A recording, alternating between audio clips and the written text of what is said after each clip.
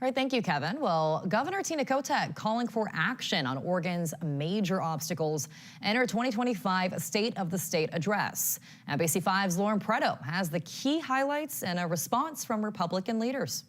What we heard in that speech was a doubling down of the status quo and the failed policies of the past. Governor Tina Kotek addressed lawmakers and leaders Monday afternoon, asking them to partner together to solve the state's most pressing issues.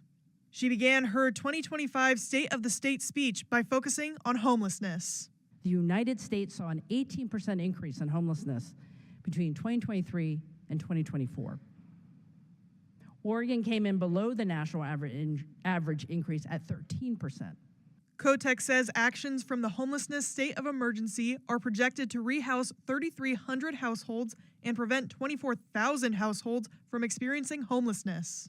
But State Senate Republican leader Daniel Bonham says Kotek is not delivering enough.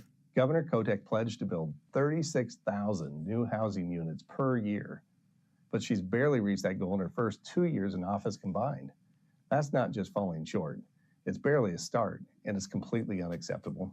Transitioning from homelessness to mental health and addiction, Kotek announced her team is working on a new model of permanent supportive housing to serve those with serious mental health needs.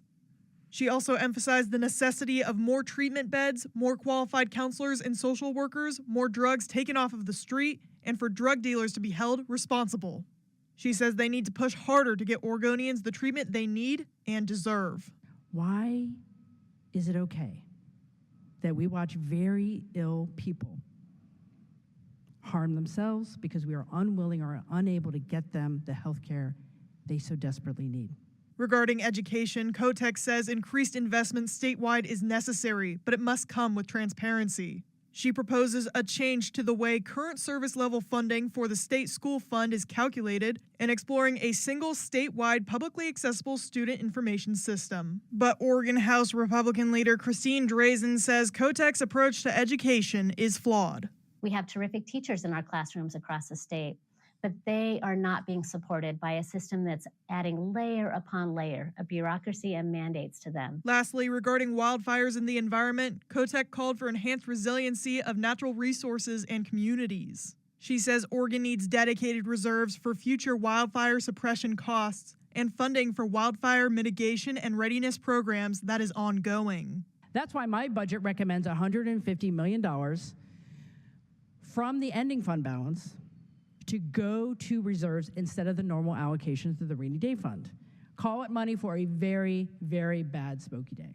Kotek says if they make good choices, it will create the prosperity Oregonians need. Bonham and Drazen, on the other hand, say Kotek lacks vision and demonstrated an inability to solve the problems she's facing. We don't always agree on what those choices should be. But I encourage each and every one of us to rise above the maze of politics and see the path forward with one voice, speaking one unifying idea into existence. Improve the everyday lives of Oregonians. In Medford, Lauren Preto, NBC5 News.